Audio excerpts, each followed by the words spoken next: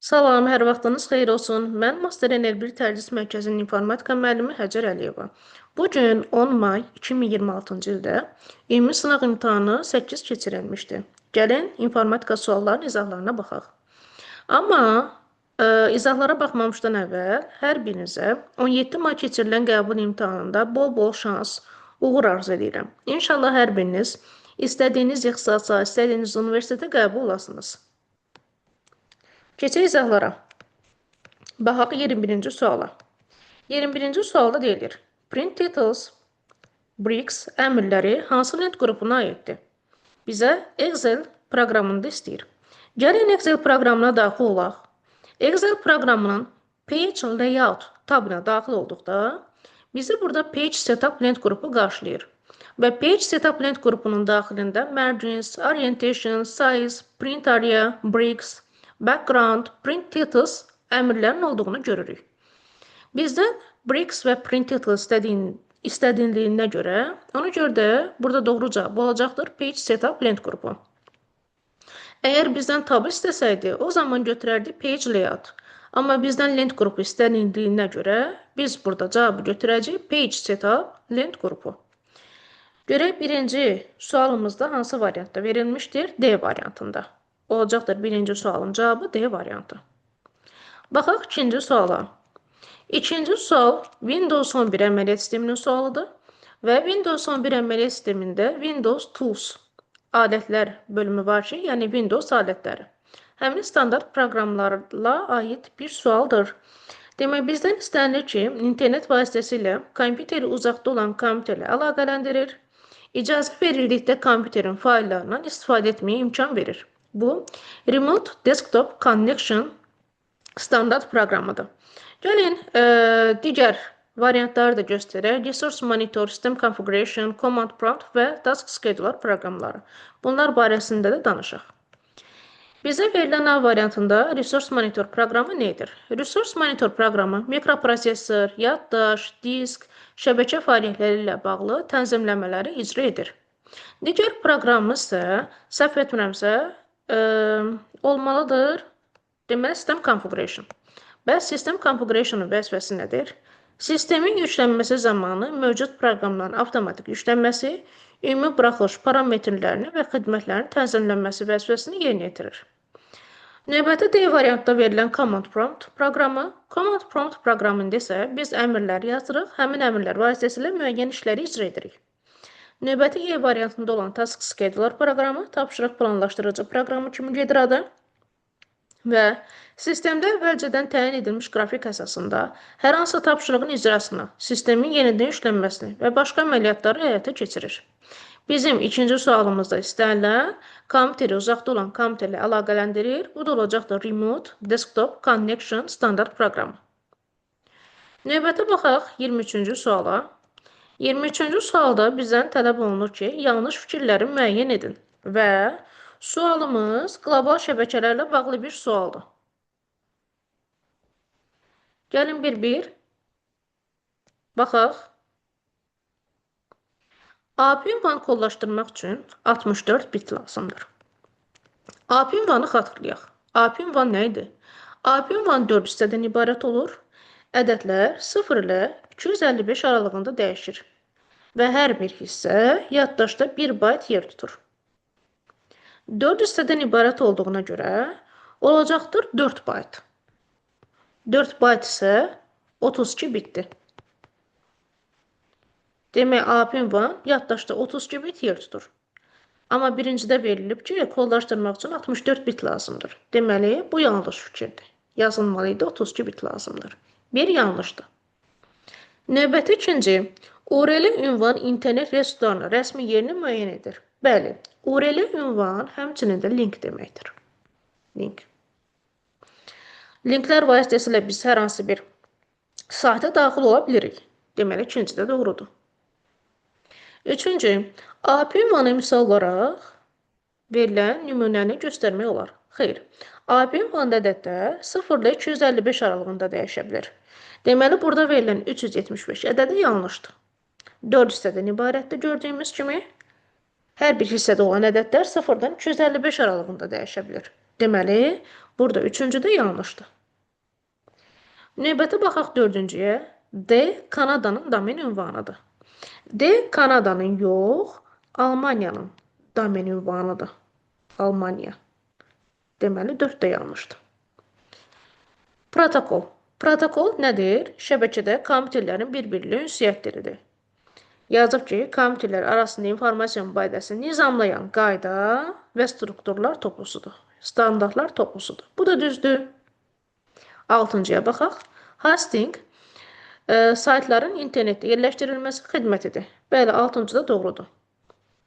Deməli, doğru cavablar oldu 2, 5, 6. Amma bizdən yanlışlar istədiyinə görə cavabımız olacaqdır 1, 3, 4. Yəni, Y variantı. Baxaq digər sualımıza. 24-cü sual. Tələb olunur ki, aksesdə hansı saat tipində verilənlər sahədə deyil, yaddaşın başqa yerində saxlanılır. Bu, əvvəlki versiyalarda adlanırdı memo, amma indiki versiyada isə olur long text. Long textdə sahədə verilənlər artıq başqa yerdə saxlanılır. Çünki long textdə 65536 simvol istifadə oluna bilir. Amma short textdə isə 255 simvol istifadə oluna bilir.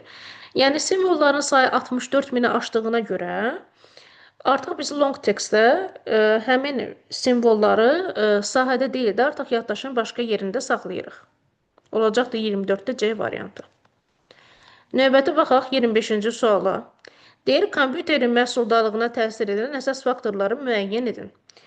Kompüterin əsas özəlliklərindən biri onun prosesorunun güclü olmasıdır, RAM-ının çox olmasıdır və video kartının olmasıdır ki, video kart da artıq monitorda olan donmanı, məsələn, qarşısını alır və yaxud da ki, monitorda keyfiyyətli görüntünü bizim üçün təmin edir. Ona görə də bunlar hamısı kompüterin məhsuldalığına təsir edir. Kompüterin məhsuldalığına təsir edən prosesorun takt tezliyidir, yəni prosesor yaxşı olmalıdır. Həmçinin video sistemin məhsuldalığıdır və operativ yaddaşın həcmidir. Web kameranın piksellərinin sayı bizim üçün lazım deyil. Eyni şəkildə yüksək keyfiyyətli çap imkanı heç kompüterlə əlaqəsi yoxdur. Monitorun keyfiyyətli əks etdirilməsi bu da kompüterin məhsuldalığına təsir etmir. Bizim doğru cavabımız olacaqdır 2, 4, 6. Yəni A variantı. Növbəti baxaq 26-cı suala. 26-cı sualda deyilir ki, verilmiş dialoq pəncərəsinin açılmasını təmin edən düymə və əmrlər hansı lent tabına daxildir? Yoldaşlar, bunu mən sizə göstərəcəm. Bu, belə deyək də, dialoq pəncərəsini yerləşir deməli, review tabında tracking lent qrupunu dialoq pəncərəsində. Yəni, bu dialoq pəncərəsində var, göstərsin kommentləri, formattingləri və s.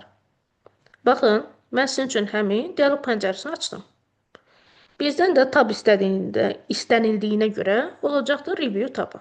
Cavabımız olacaqdır A variantı. Review tabında yerləşir. Tracking lent qrupunun dialoq pəncərəsidir. A variantı. Növbətə baxaq 27-ci suala. 27-ci sualda mətn redaktorunda verilmiş mətn fraqmentində abzasın hansı formada düzləndirdiyini müəyyən edin yazılıbdır. Biz bu ifadədə görürük ki, hər biri sola doğru düzləndirilibdir. Çünki sağ hissəsi çıxıntılı qalıbdır. Sol hissəsi dümdüzdür, hər bir sətir düz bir xəttin üzərində yerləşir, amma sağ hissələr isə çıxıntılıdır. Deməli, burada sola doğru düzləndirmədən istifadə olunubdur. Sola doğru düzləndirmə. Olacaqdır cavabımız D variantı. Bu da əmr olaraq yerləşir home tabının paragraf lent qrupunda. Sola doğru, mərkəzə doğru, sağa doğru düzləndirmə və hər iki tərəfə doğru düzləndirmə əmrləri vardır. 27-də cavab oldu D variantı. Növbəti baxaq yoldaşlar 28-ci suala. 28-ci sualda tələb olunur ki, istifadəçilərə bir neçə pəncərənin ekranın müxtəlif bölmələrini asanlıqla yerləşdirmə imkanı verən Windows 11-ə xas olan funksiya hansıdır? Bu olacaqdır yoldaşlar Snap Layout. Snap Layout belə deyək, funksiyası budur ki, məsələn, mən artıq ekranımda bir yox, bir neçə proqramla işləyə bilirəm. Və yaxud da ki, bu ola bilər 4 dənə proqram, 3 dənə proqram və daha çoxu. Yəni, ekranda artıq mən bir neçə proqramı açmış olurum bu formada. Bu Snap Layout funksiyası adlanır.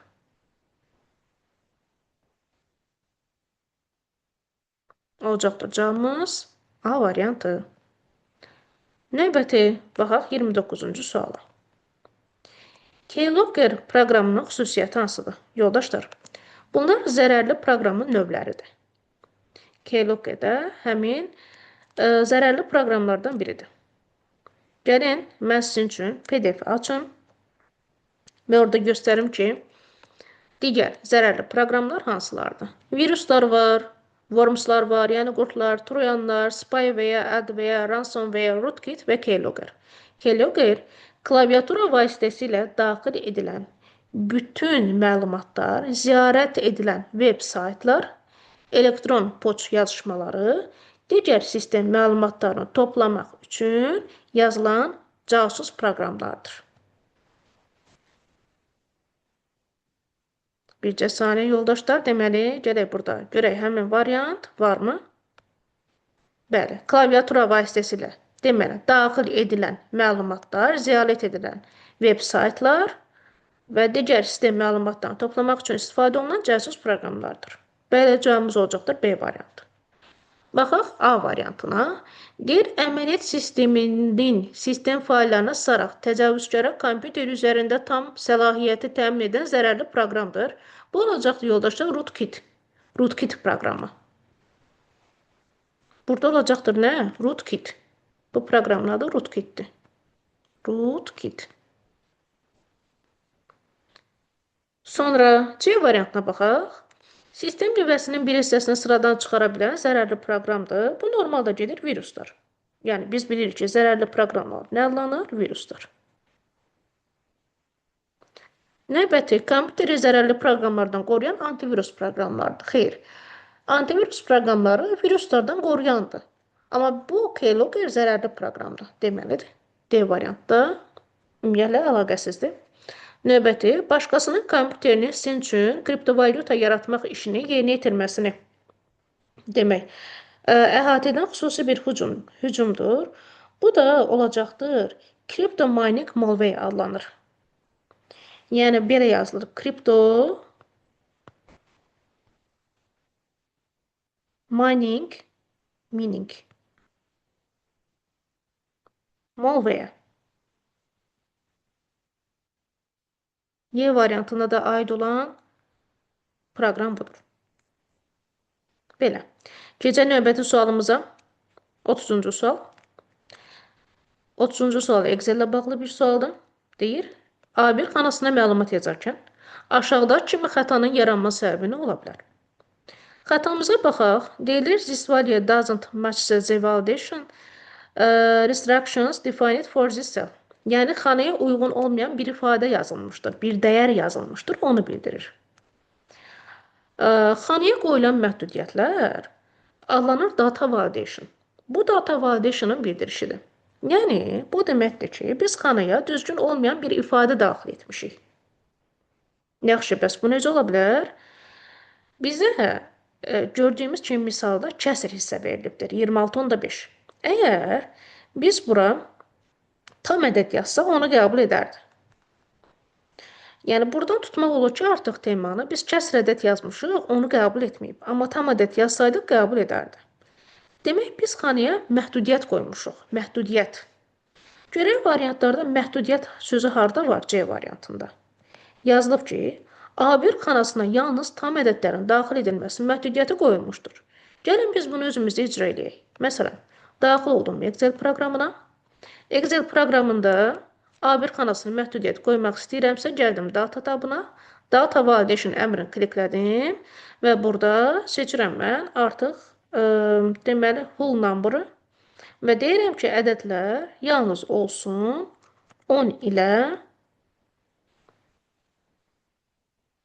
30 arasında OK düyməsini klikləyək və mən bura əgər daxil etsəm 26-da 5-i görə qəbul edəcəkmi? Xeyr, qəbul etməyəcək. Niyə? Çünki mən bura kəsr tipində ədəd daxil etmişəm. Amma mən bura adi 26 yazsam, onu qəbul edir. Yaxşı mı? Yəni 26 ədədin yazında qəbul etdi, amma kəsr tipində bir ədəd yazsam, onu qəbul etməyəcək. Belə bir bildiriş bizə gəlmiş olacaqdır. Növbəti baxaq sualımıza.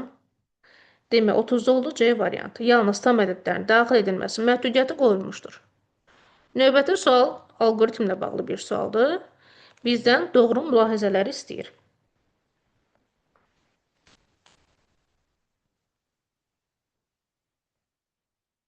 Alqoritmi təşkil edən bloklar bir-birlə yalnız şaquli xətlərlə birləşdirilir. Xeyr, həm şaquli ola bilər, həm üfüq ola bilər.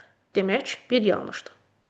Dövrlərin sayı məlum olduqda modifikasiya dövrü strukturdan istifadə olunur. Bəli, bu doğrudur. Yalnız modifikasiyalı dövrdə dövrlərin sayı əvvəlcədən məlum olur. Yəni, i-nin qiymətlərinin sayı qədərdir. Başlanğıc qiymət verilir, son qiymət verilir və i-nin qiymətlərinin sayı qədər də biz həmin modifikasiya dövrü icra edirik. 2 düzdür. Növbəti baxaq üçüncüyə. Psevdokodda format dillərə xas olan əmrlərin yazılışı üçün ciddi sintaksis qaydalar yoxdur. Bəli, psevdokod yalançı kodlardır, 1 və 0-lardan ibarətdir, yəni true və false-lardan. Düzdür. Budaqlanma üçün əgər və nə qədər kəmirləri tətbiq olunur. Xeyr, əgər var. Amma nə qədər ki, aiddir dövrə alqoritmə. Çünki dövrə alqoritmdə dövr var. Və nə qədər ki, əmrləri orada icra olunur. Deməli, 4 də burada yanlışdır. Növbəti baxaq 5-ə. Blok sxem alqoritmin təsvir üsullarından biridir. Doğrudur 5. Baxaq 6-ya. Alqoritmdəki addımlar sonsuz sayda olmalıdır. Xeyr, bu da yanlışdır. Alqoritmdəki addımlar sonlu sayda olmalıdır. Bu da olur nəticəvilik xassəsi. Nəticəvilik xassəsində deyilir ki, hər bir alqoritmin sonu olmalıdır. Sonlu sayda addımlardan ibarət olmalıdır. Deməli, 6-da yanlışdır.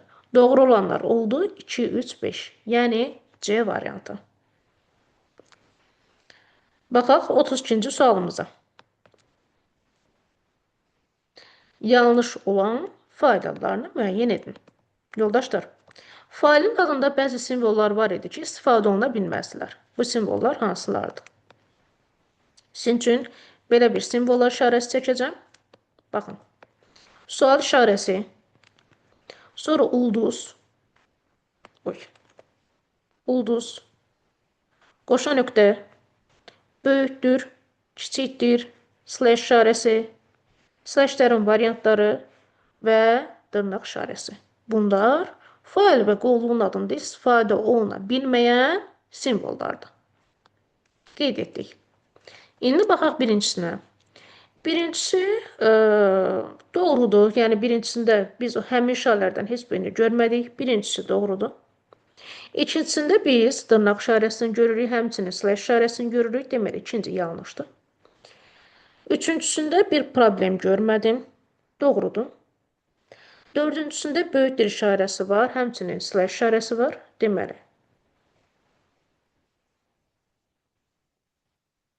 Deməli, dördüncüsü də səhvdir. Bircə saniyə qoyun bir də baxım. Üçüncüsünü mən əslində doğru qoymalıydım bu cür şəkildə. Dördüncüsündə səhvdir, səhvlik var. Buna xətt çəkdik. Növbəti 5-cisinə baxaq. 5-cisində sual işarəsi var, olmaz. Və 6-ya baxaq. 6-da doğrudur, düzdür. 6 doğrudur. Deməli, biz burada nələri götürdük, yoldaşlar? Götürdük, yanlış olanları istədiyinə görə 2, 4, 5. D variantı. Sonra baxaq 33-cü suala. PowerPoint 2019 proqramında hazırlanmış təqdimatın çapı və ya görünüşü zamanı slaydların rəng çalarları hansı lent tabı vasitəsilə tənzimlənir? Gəlin PowerPoint proqramına daxil olub onu göstərək.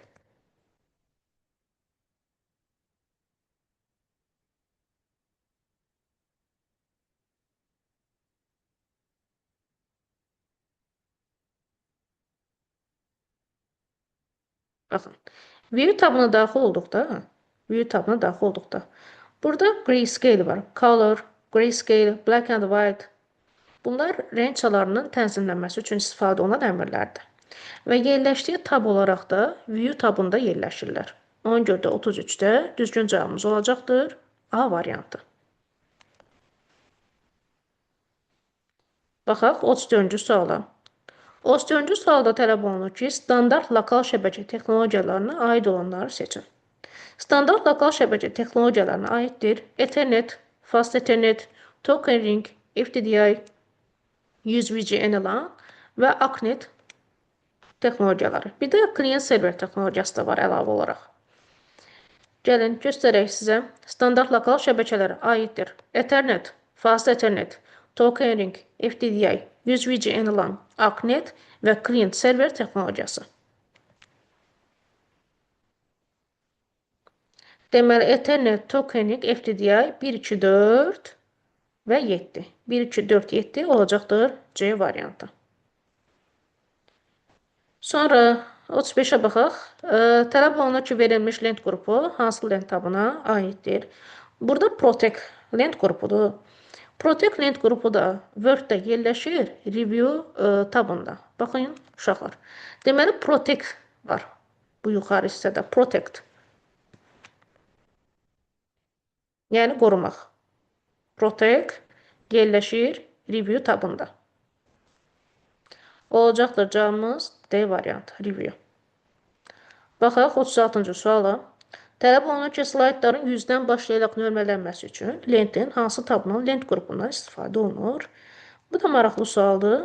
PowerPoint-in sualıdır. PowerPoint-a daxil olaq və slaydlarımızın birdən başlayaraq nömrələndiyini görürük. Yəni 1, 2, 3, 4, 5, 6 və s. Amma mən istəyirəm ki, bu 100-dən başlasın nömrələnməyə. Bu zaman daxil oluruq Design tabına. Design tabında Customize lent qrupundan Slide Size əmrini seçirik. Custom Slide Size-a daxil oluruq. Və burada yazılıb ki, Number Slides From və burada daxil edirəm mən 100. 100 və OK deyilməsi. Artıq baxın, slaydlarımızın nömrələnməsi oldu. Nədən? 100-dən nömrələnməyə başladı. Baxın, burada artıq yazılıb 100, 101, 102 və s. Biz bunu hardan etdik? Bir daha göstərək. Design tabından Customize lent qrupu vasitəsilə. Customize lent qrupundan Slide Size-a daxil oluruq. Custom Slide Size əmrini klikləyirik və burada yazılıbdır Number Slides From.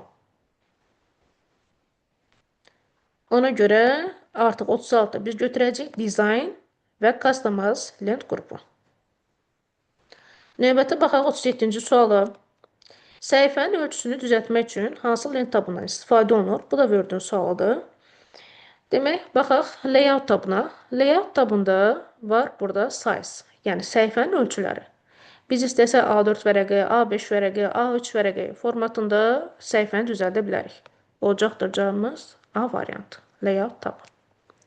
Növbəti 38-ci sual alqoritmin sualıdır. Bizə verilib ki, verilmiş bərabərliyin ödənilməsi üçün x və x plus 2 əsaslarını ala biləcək qiymətləri müəyyən edin. Gəlin misalımızı tətbiq edək.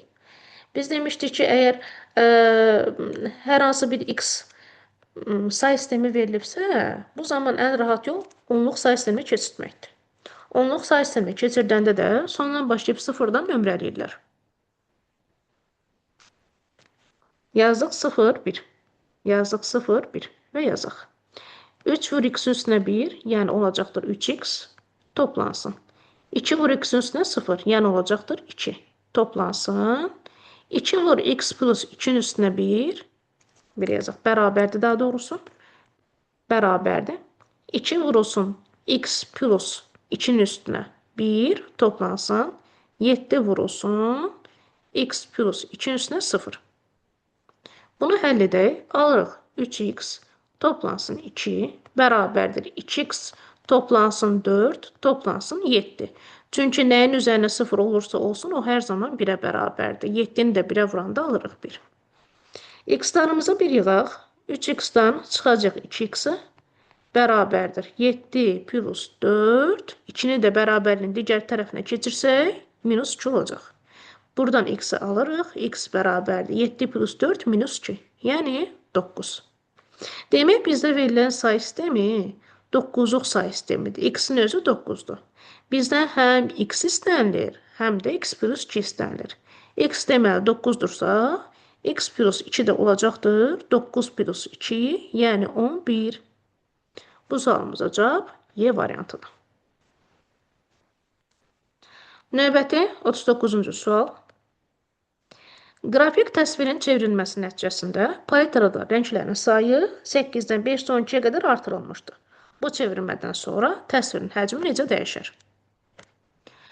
Qrafika tipli misallarda həcm 2-nin qüvvətindən asılıdır. Yəni biz burada 2-nin qüvvətlərindən işləyəcəyik. 8 2-nin kubu deməkdir. 512 isə 2 üstündə 9 deməkdir. Biz 2-nin qüvvətlərindən işlədiyimizə görə, həcmin 2-nin qüvvətlərinin 3-ün götürüldüyünə görə artıq 3 ilə 9-u müqayisə edirik. 3 ilə 9 arasındakı dəfə fərqi də 3-dür. Demək, əgər rəng çaları 8-dən 512-yə qədər artırılıbsa, demək həcm 3 dəfə artmışdır. Bu qədər yoldaşlar olacaqdır A variantı. Yəni biz burada yalnız 2-nin qüvvətləri üzərində iş aparırıq. 3-dən artıb 9 olubsa, deməli 3 dəfə artmışdır. Olacaqdır 39-da A variantı. Digər baxaq 40-cı suala. Deyir, aşağıdakı mülahizələrdən hansılar yanlışdır?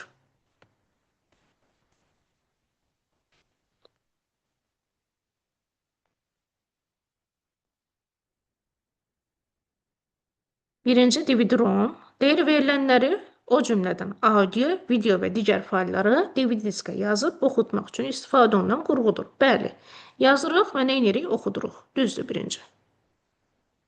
Sonra flashkartdan silinən fayllar recycle bində saxlanılır. Xeyr yoldaşlar, flashkartdan silinən fayl elə bir dəfəlik silinir. Deməli ki, yanlışdır. Növbətə baxaq. 3. Kompüter söndürüldükdə əməliyyat daşı məzmunu növbəti seansı aktivləşdirmək üçün müvəqqəti olaraq temporary files qovluğunda saxlanılır. Xeyr yoldaşlar, əməliyyat daşı elə bir dəfəlik silinir. Deməli 3 də yanlışdır. Əməliyyat daşda olan məlumatlar bir dəfəlik, yəni silinir. Növbəti 4. Qrafiki planşet, qrafik informasiyanı böyük formatlı kağız və ya digər daşıyıcıya çıxaran xaric etmə qurğusudur. Həm xaric etmə qurğusu deyil, həm də verilən tərif səhvdir. Qrafiki planşet digitizer məlumatları kompüterə daxil edir. Yəni, hər hansı bir yazdığımız məlumatı həmin qrafik planşet üzərində daxil edir kompüterə. Onu gördük, giriş qurğusudur. Bu tərif isə aiddir, bu tərifin özü. Aiddir plotterə. Plotter. Plotterə aiddir. 4-də yanlışdır.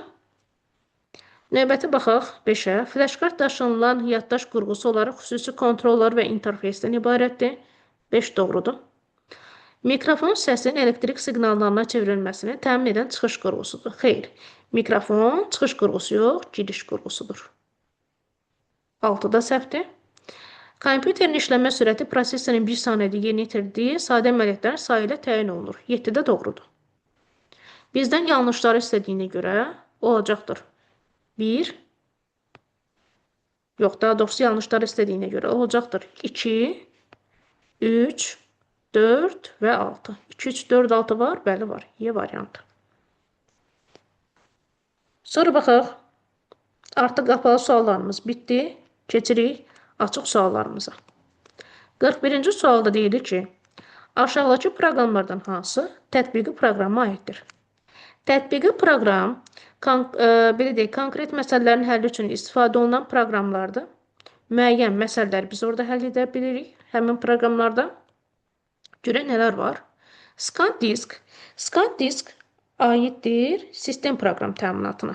Sistem.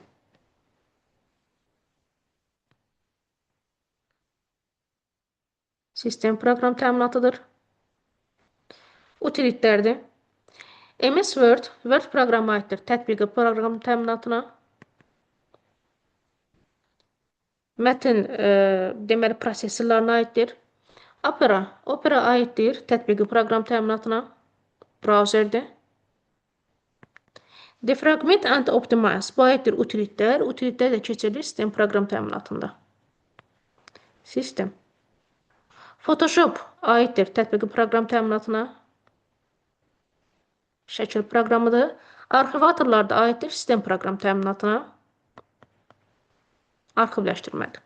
Bizdən də tətbiq istədiyinə görə olacaqdır 2, 3 və 5. 41-də oldu, 2, 3, 5. Növbəti 42-ci sual. Tələb olunur ki, xüsusi əməliyyatlara aid olanları müəyyən edin. Akseslə bağlı bir sualdır. Burada xüsusi əməliyyatlara aiddir. İkinci, like, is null və in. Gəlin təkrar etmiş olaq uşaqlar. Çünki imtahana artıq sayılı günlər qalıb.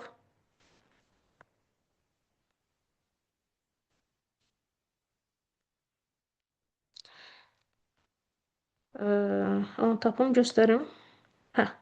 Deməli, verilənlər üzərində əməliyyatlar var. Verilənlər üzərində 4 tip əməliyyatdan istifadə olunur. Hesabi, müqayisə, məntiqi və xüsusi. Hesabi əməliyyatlara aiddir toplama, çıxma, vurma, bölmə, yəni bu hesablama işləri ilə bağlıdır. Növbəti gəldi müqayisə əməliyyatları. Müqayisə əməliyyatlarında normalda böyükdür, kiçikdir, bərabərdir, fərqliliklərdən istifadə olunur. Bundan əlavə olaraq da true var, false var və null var. Məntiqi əməliyyatlara isə aiddir true, yenidən false, null və yaxud da ki and or not. Sonra vardır xüsusi əməliyyatlar. Xüsusi əməliyyatlar isə mətn, sətirlərin birləşdirilməsi üçün istifadə olunanlar. Like əvəz edicidir. In, deməli, mətn sətrinə daxil olub olmadığını göstərir fraqmentin. Is null və yaxud da ki not null qiymətin təyin edilməmiş sabitlə müqayisəsidir. Həmin sualda da deməli biz nələri götürdük?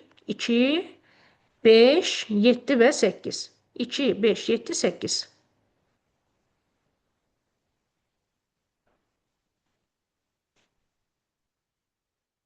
İki, 5, 7 və 8. Növbəti baxaq 43-cü suala. Printerin növlərinə aid olanları seçin. Printerin 2 dənə növ var. Zərbəli, zərbəsiz.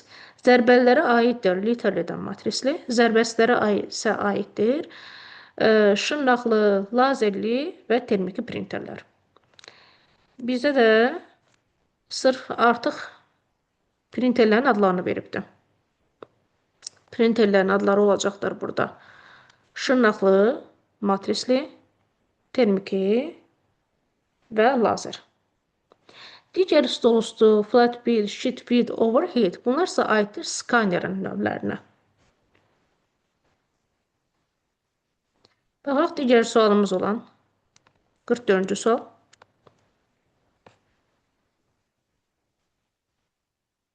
Tələb olunur ki, 81 səhifəlik mətn faylının son səhifəsində tutumu 704 kilobayt olan şəkil var. Məsələni bura qədər oxuduq və bizə aydın oldu ki, son səhifəsində, yəni bir səhifəsində 704 kilobaytlıq bir şəkil var. 81-in birində 704 kilobaytlıq şəkil varsa, yerdə qaldı 80 səhifəsi. Artıq 80 səhifəsində 32 sətir, 64 simvol və Unicode deyir. Biz Unicode məsələsinin həcm düsturunu yazaq. Həcm baytlı ifadə olunur və 2 vur, səhifə vurulsun, sətir vurulsun simvola bərabərdir. Deməli, 80-i vuracaq 32-yə, 2 üstündə 5-ə və 64-ə vuracaq 2 üstündə 6, bir də Unicode dediyinə görə vuracaq 2-yə. Bərabərdir. Bunu hesablayaq, amma həcmi baytla tapırıq dediyimiz kimi.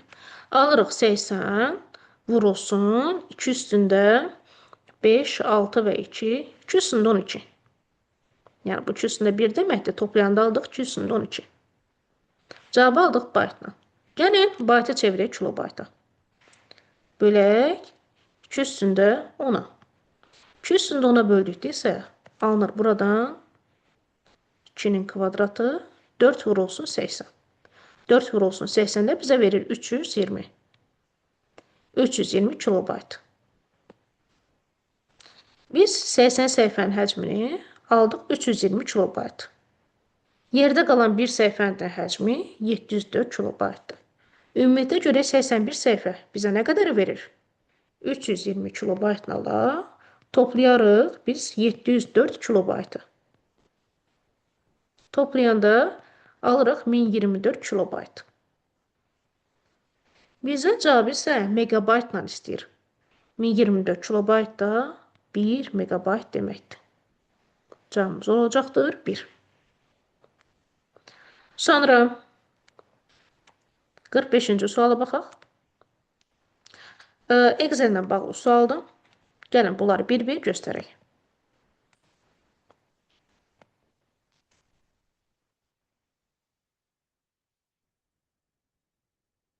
Deməli, insert tabında bizdən yerləşəni istəyir. Insert tabına daxil olaq. Burada var tables. Və tablesların daxilində də yerləşir table. Demək, birinci aiddir insertdə B. Növbəti baxaq ikincisinə page layout. Page layout-a daxil olduqda bizim birinci sualımızda verilən elə əmrlər var. Bricks və print titles. 2-yə aiddir AY. Data 3-ə də aiddir. Deməli, data tabına daxil olduqda burada vardır group. Bu hissədə vardır group və refresh all. Refresh all əmri. Baxın, burada var group. Gördünüz mü? Group və refresh all. 3-ə də aiddir C ilə D. Bu qədər 1B, 2AY, 3-ə də aiddir C'də.